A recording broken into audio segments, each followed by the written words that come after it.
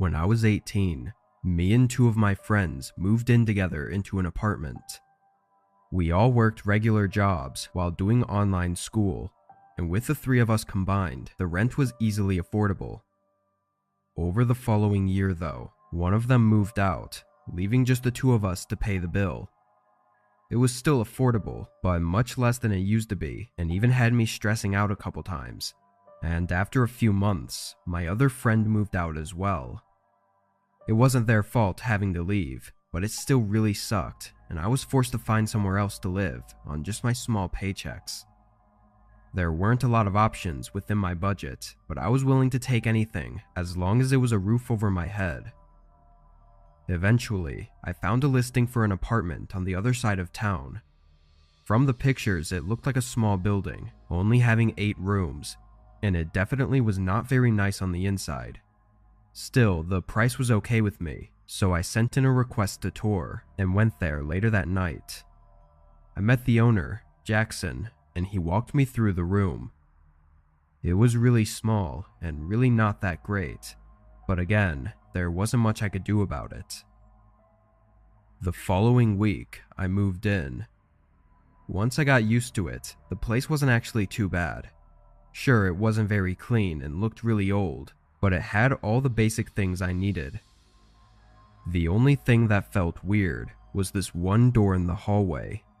It was right across from my room, almost looking like it would be just another bedroom. But during the tour, Jackson said my place was actually connected to the neighbors, so we shared that door.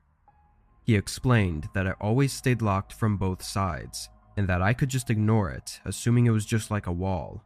But sometimes I felt like it was a little weird if they could hear everything going on in my apartment. And on the flip side, I always felt like I had to be extra quiet so as to not disturb them. The door was clearly thin, so sound had to be going through easily. However, for the first week or so, I never heard anything from the other side. Like not even a little bit of noise or anything. It wasn't until one night after working late, I was sitting on the couch watching TV when I heard a really loud thud come from the hallway.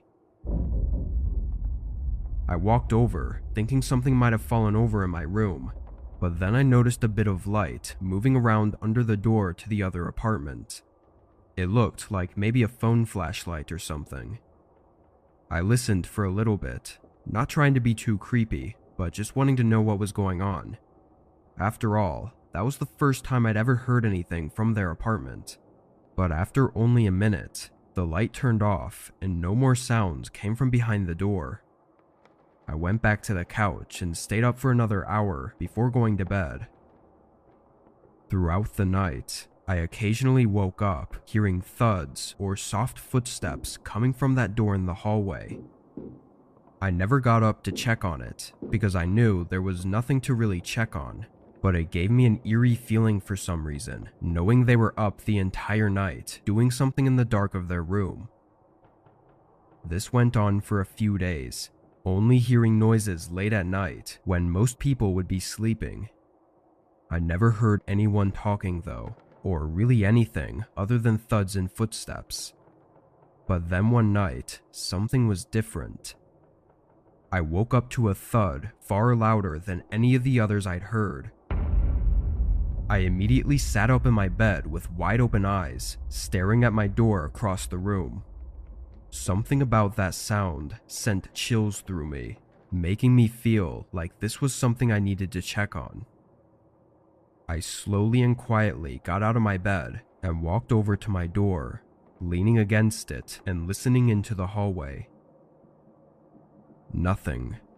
It was completely silent now. I carefully opened the door, looking across the hall, and felt my body go numb. The other door was open. I hesitated, unsure what to do, but then I crept into the hallway and looked behind the partially open doorway. I almost didn't believe what I saw. It was a bedroom, slightly smaller than mine, but it was empty aside from a mattress on the ground. There were no doorways leading to anywhere else. It was just a single room with no way in or out, except for the door in my apartment. I ran and got my phone, dialing 911 as I looked all around my apartment to make sure nobody was there. Luckily, whoever was in there had left. Police came and did their investigation, but strangely, Jackson never picked up his phone, and soon we found out that Jackson probably wasn't who he said he was. We never heard or saw from him again. As for the room, it's honestly just a puzzling situation. It could have been Jackson, or whoever he was, that was living in there and trying to not be noticed. Or it could have been someone else. Maybe they broke out and that's what the sounds were. To this day though, I've never gotten any updates on what the true story behind any of it was.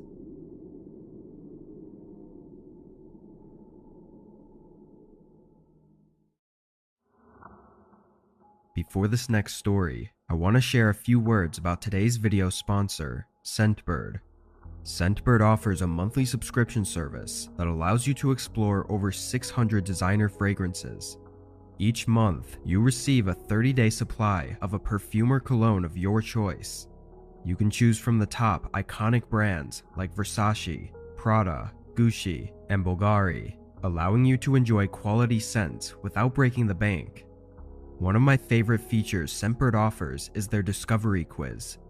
Taking less than a minute and with just a few questions, Scentbird can find the perfect fragrances tailored just for you and your preferences. This month, I received Midnight Gold by English Laundry, Incense Water by Sana Yarden, and Sign by Mercedes-Benz. Each of these fragrances comes with informational cards to see which scents are used, giving you a better understanding of what you enjoy in a fragrance and helping you further discover your favorite scents. For instance, Sign has a woody tone with cardamom and grapefruit accents, while Midnight Gold has bergamot, mandarin, and patchouli, giving it a more earthy and bold scent. The service is only $17 a month, but you can use my coupon code WDiaries for 55% off at Scentbird, bringing it to just a little over $7 for your first month. This is available in both the USA and Canada. Thank you again to Scentbird for sponsoring this video, and make sure to check the links below for an amazing discount.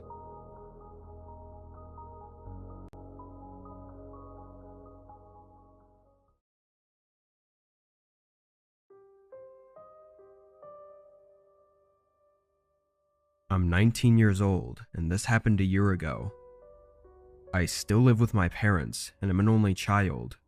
For my whole life, we lived in the same house in a very average neighborhood, but last year after I finished high school, my parents chose to move us to a new place. It was a few hours away in a less city-like town. They talked about it a lot, so it was no surprise or anything, but moving away from where I was used to was very odd for me, especially with the house being so drastically different. It was still technically in a neighborhood, but it had a ton of land, and rather than the houses being right up next to each other, they were each separated by a few acres of forest. Anyway, a couple weeks after moving in, my parents went on their yearly business trip together, flying across the country and leaving me with the house. I was obviously old enough, but it was a bit unsettling to be in the new place alone for the first time. It was summer too, so I didn't have any school or anything. I was just spending all day at the house. The first day went by slowly, as I tried to keep myself entertained by YouTube and Netflix, but ran out of things to watch. On the second day though, I spent a little while sitting outside on the chairs we had set up on the porch, and it wasn't long before I noticed a man by the street. Our driveway was big, so the street wasn't exactly close to our house, but he was standing right next to the entrance of our driveway, kind of in the trees, and looking toward me. I lifted my hand and waved, thinking he was a neighbor, but the man immediately looked away as if he was trying to pretend like he wasn't looking at me. It was odd, but he walked away afterward. I waited for a few minutes to see if he'd come back, but then went inside. I didn't think on it too much, going about the rest of my day by playing video games and making a frozen meal for dinner. I stayed up later that night. I can't say the exact time, but it was likely close to 1 or 2 a.m. when I finally went upstairs and got in bed. I had trouble falling asleep, same as the night before, so I was laying with my eyes closed for almost an hour. It was just as I felt like I might be able to fall asleep that I heard something downstairs.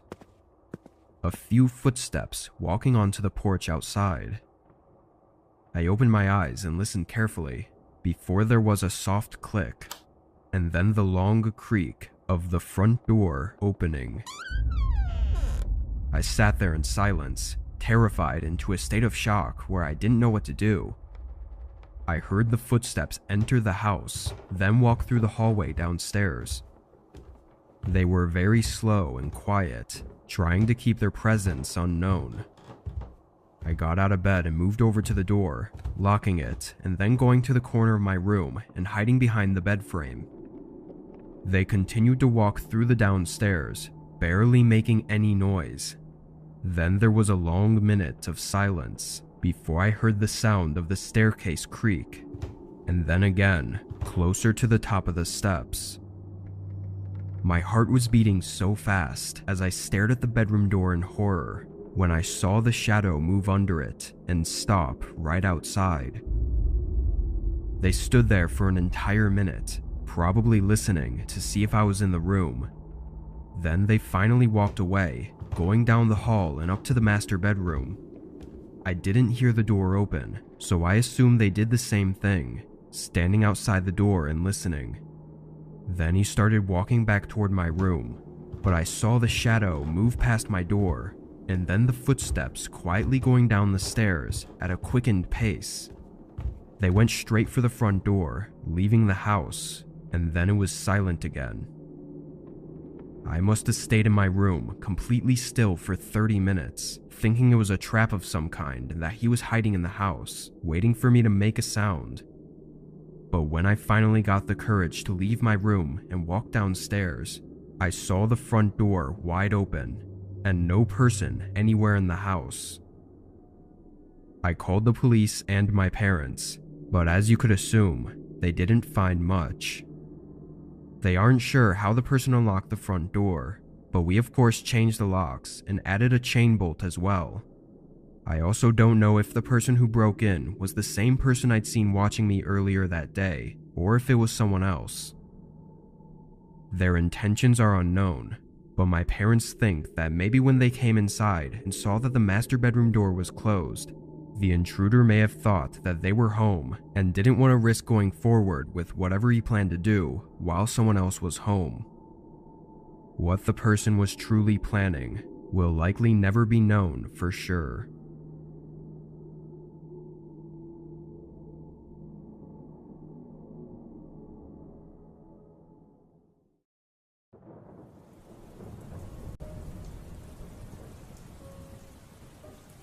It was the beginning of winter when I had to make a big change of location for work.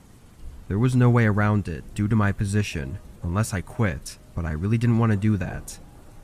Unfortunately though, they were making me move several states over to a place I'd never been to before.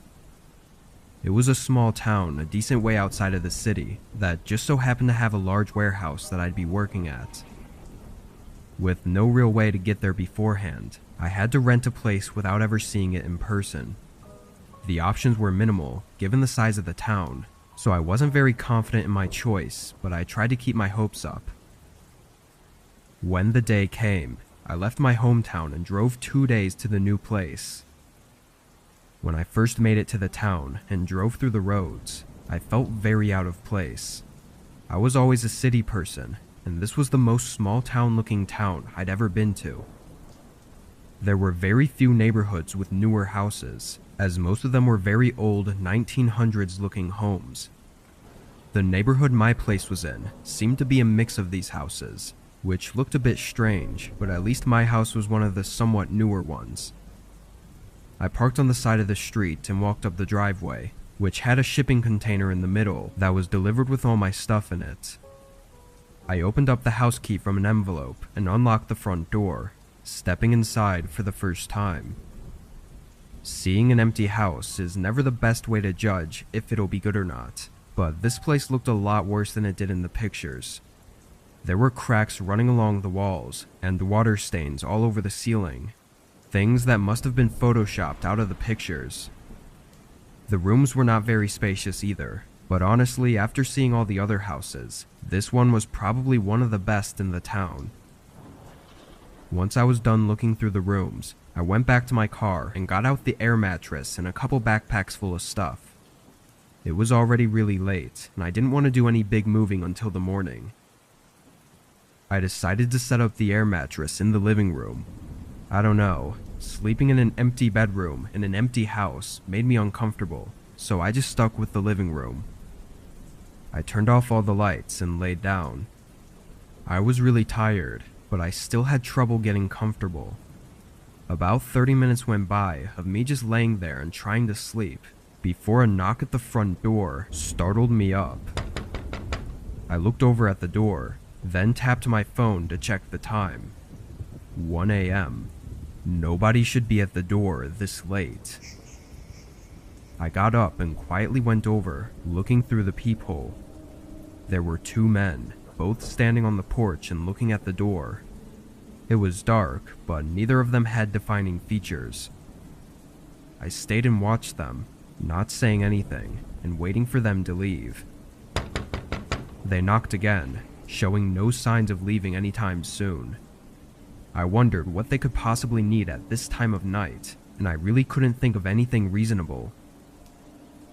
Another 30 seconds passed, until one of them turned around and started to walk away, followed by the other. After they were gone, I sat back on the mattress and tried to figure out why they came here.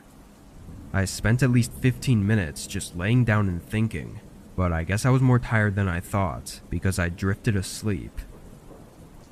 When I woke up, it must have only been maybe half an hour later. I was still half asleep, but I heard a long, quiet creak come from across the house. I quickly got up and turned on the light. I didn't know if it was just the house creaking or something else, but I was already on edge. I walked down to the room at the other end of the house where I'd heard the sound from, but at first, nothing seemed off. It was just an empty room. That was until I saw a very small gap between the window frame. It was just slightly open. My stomach dropped as I closed and locked it. I had no idea if it was like that before or not. I didn't remember ever checking the windows. My mind was racing though, making me go through the house and check all the windows and doors. But as I went around the upstairs rooms, there was a single scuffed shoe print right in the middle of the hallway. Thankfully, there was no one in the house anymore, but it didn't take away the horror of it. Police came quickly after I called, confirming that it was very likely someone had come in that night through the window. The fact that 1 or 2 people had come in through the downstairs window and must have walked through the entire house to get upstairs, all happening while I was sleeping in the middle of an empty room, is a terrifying thought. You just have to wonder what they did when they saw me and what they were planning on doing. And did it have anything to do with the 2 men I'd seen just half an hour before? I still live in the same house, but I've never had any more strange encounters since that very first night.